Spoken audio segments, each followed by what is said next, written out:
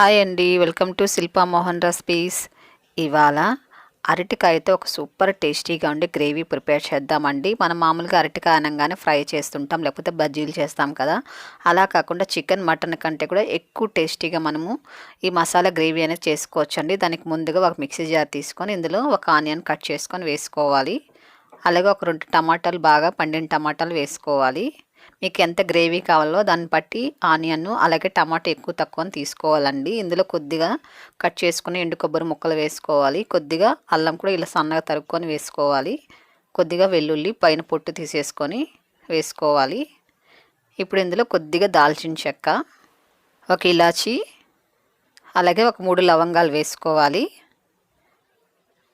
ఇందులో కొద్దిగా సోంపు వేసుకోవాలి. సోంపు వేస్తే మంచి స్మెల్ ఉంటుందండి. అలాగే డైజెషన్ కూడా చాలా మంచిది సోంపు, కాబట్టి స్కిప్ చేయకుండా వేసుకోండి, చాలా బాగుంటుంది. కొద్దిగా పసుపు, తగినంత ధనియాల పౌడర్ వేసుకోవాలి. తగినంత కారం వేసుకోవాలండి. కారం అనేది కాస్త ఎక్కువగా ఉంటేనే బాగుంటుంది. ఇది వాటర్ వేయకుండా మిక్సీ పట్టుకోవాలండి. బాగా మెత్తని పేస్ట్ లాగా మిక్సీ పట్టేసుకోవాలి. చూడండి, ఇలా మెత్తగా మిక్సీ పట్టుకోవాలి. ఇప్పుడు దీన్ని పక్కన ఉంచేసుకుందామండి. నెక్స్ట్ ఒక బౌల్ తీసుకొని ఇందులో వాటర్ పోసుకొని కొద్దిగా ఉప్పు వేసుకోవాలి. ఇలా ఉప్పు వేసుకొని పక్కన పెట్టుకున్న తర్వాత ఇప్పుడు అరటికాయ కట్ చేసుకోవాలండి. ఫస్ట్ అస్సలు అరటికాయ కట్ చేయకండి, మీరు మసాలా అంతా ప్రిపేర్ చేసుకున్న తర్వాతనే మీరు అరటికాయ అనేది కట్ చేసుకోవాలి. అది కూడా ఫస్ట్ గిన్నెలో నీళ్ళు పోసుకొని ఉప్పు వేసుకున్న తర్వాత అరటికాయ కట్ చేసుకోవాలి. ఇది చిన్న చిన్న ముక్కలు కట్ చేసేసుకోవాలండి. పైనంతా ఇలా తొక్కంతా తీసేసుకున్న తర్వాత మీకు ఎంత పీసెస్ కావాలో అంత పీసులు కట్ చేసుకోవడమే. చూడండి, నేనైతే ఈ సైజులో కట్ చేశానండి. చిన్న చిన్న ముక్కలుగానే కట్ చేశాను. మీరు ఇలా ఉప్పు వాటర్లో వేసారనుకోండి, కలర్ అనేది చేంజ్ అవ్వదండి. అరటికాయ తెల్లగా ఉంటుంది. చూడండి ఎంత వైట్గా ఉందో. కాబట్టి మీరు మసాలా రుబ్బుంచిన తర్వాతనే మీరు ఉప్పు వాటర్లో ఈ అరటికాయ ముక్కలు కట్ చేసి ఉంచుకోవాలి. ఇప్పుడు స్టవ్ వెలిగించుకొని ఒక ప్యాన్ పెట్టుకొని ఇందులో 3 టేబుల్ స్పూన్లు ఆయిల్ వేసుకోవాలి. ఆయిల్ బాగా వేడెక్కిన తర్వాత కొద్దిగా జీలకర్ర, అలాగే కొద్దిగా మెంతులు వేసుకోండి. మెంతులు వేసుకోవడం వల్ల మంచి సువాసన ఉంటుంది, అస్సలు చేదు ఉండదండి. ఇప్పుడు ఇందులో ఒక బిర్యానీ ఆకు వేసుకొని ఇది కాస్త ఫ్రై చేసుకోవాలి. ఇది కాస్త ఫ్రై అయిన తర్వాత మనము మిక్సీ పట్టుకున్న పేస్ట్ని కూడా వేసేసుకోవాలండి, మసాలా పేస్టు. ఇందులో కొద్దిగా కరివేపాకు వేసుకొని ఇది మీడియం ఫ్లేమ్లో ఉంచుకొని బాగా వేయించుకోవాలండి. ఆయిల్ అంతా చక్కగా బయట వచ్చేంత వరకు, పచ్చి స్మెల్ పోయేంత వరకు బాగా వేయించుకోవాలి. అన్నీ పచ్చివే కాబట్టి మినిమం అంటే ఒక 3 నిమిషాల పాటు దీన్ని వేయించుకోవాలండి. బాగా పచ్చి స్మెల్ పోతేనే టేస్ట్ అనేది బాగుంటుందండి, గ్రేవీ పచ్చి వాసన లేకుండా. మసాలా వేయించేటప్పుడే ఇందులో గ్రేవీకి తగినంత సాల్ట్ కూడా వేసుకోవాలండి. కూరకి ఎంత సాల్ట్ కావాలో అంత సాల్ట్ వేసుకొని ఇదంతా బాగా వేయించుకోవాలి. ఈ కర్రీని మీరు అన్నంతో తీసుకోవచ్చండి, అలాగే రాగి ముద్దతో కూడా తీసుకోవచ్చు, ఇడ్లీ, దోశ, చపాతీ కూడా తీసుకోవచ్చు. చాలా బాగుంటుందండి సైడ్ డిష్గా.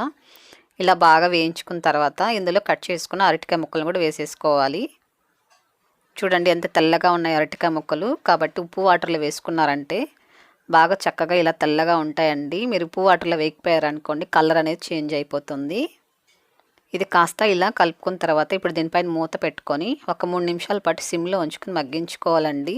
ఇందులో వాటర్ అంతా ఏం పోయకూడదు, సిమ్లో ఉంచుకొని ఇది ఒక 3 నిమిషాల పాటు ఉడికించుకోవాలి.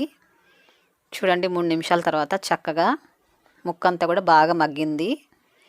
ఇలా సిమ్లో ఉంచుకొని మగ్గించుకోవడం వల్ల ఉప్పు, కారం, మసాలా అంతా కూడా ముక్కకు పడుతుంది. అరటికాయ ముక్కలు కూడా ఒక 50% వరకు కుక్ అయిపోయిందండి. ఎందుకంటే మనం ఆవిరిలో ఉడికించాం కాబట్టి త్వరగానే కుక్ అయిపోతుంది ఇది. ఇప్పుడు ఇందులో తగినన్ని నీళ్ళు పోసుకోవాలి. మరి ఎక్కువ పోయకండి, ఎందుకంటే ఆల్రెడీ అరటికాయ ఉడికిపోయింది కాబట్టి కొద్దిగా వాటర్ పోసుకుంటే సరిపోతుంది. ఇది ఒకసారి అంతా కలుపుకొని ఒకసారి సాల్ట్ కూడా చెక్ చేసుకొని, సరిపోకపోతే ఇప్పుడు సాల్ట్ కూడా వేసేసుకోవచ్చు. ఇప్పుడు దీనిపైన మూత పెట్టుకొని మినిమం అంటే ఒక 5 నిమిషాల పాటు సిమ్లో ఉంచుకొని మగ్గించుకోవాలండి. సిమ్లో ఉంచుకొని మగ్గించుకోవడం వల్ల చక్కగా ఆయిల్ అంతా బయట వస్తుంది. మీరు హై ఫ్లేమ్లోనే మీడియంలోనే పెట్టారనుకోండి, ఆయిల్ అనేది పైకి కనిపించదండి. కాబట్టి సిమ్లోనే ఉంచుకొని ఒక 5 నిమిషాల పాటు దీన్ని ఉడికించుకోవాలి. చూడండి, సిమ్లో ఉంచి ఉడికించుకోవడం వల్ల ఆయిల్ అంతా చక్కగా పైకి వచ్చింది. అలాగే గ్రేవీ కూడా చూడండి ఎంత చక్కగా ఉందో. బాగా అరటికాయ ముక్కకి మసాలా అంతా కూడా బాగా పడుతుందండి. అరటికాయ ముక్క కూడా చాలా రుచికరంగా ఉంటుంది. చూడండి, సేమ్ మనకు మటన్, చికెన్ గ్రేవీ ఎలాగుందో అలాగే ఉంటుందండి. టేస్ట్ కూడా ఇంచుమించు అలాగే ఉంటుంది. ఇప్పుడు దీంట్లో కొద్దిగా సన్న కట్ చేసుకొని కొత్తిమీర వేసుకోవాలి. ఎప్పుడు చేసే ఫ్రై, ఎప్పుడు చేసే పులుసు కూరలు కాకుండా ఇలా మసాలా కూర అనేది చేసి ఉంచండి. మీ ఇంట్లో వాళ్ళు చాలా ఇష్టంగా తింటారు. చూడండి ఎంత ఎమ్మీగా ఉందో. ఇంకెందుకండి ఆలస్యం, మీకు కూడా నచ్చిందా ఈ గ్రేవీ? అయితే మీరు కూడా ఒకసారి ఇలాగే ప్రిపేర్ చేసుకొని ఎలాగొచ్చిందో టేస్ట్ నాకు తప్పకుండా కామెంట్ చేయండి.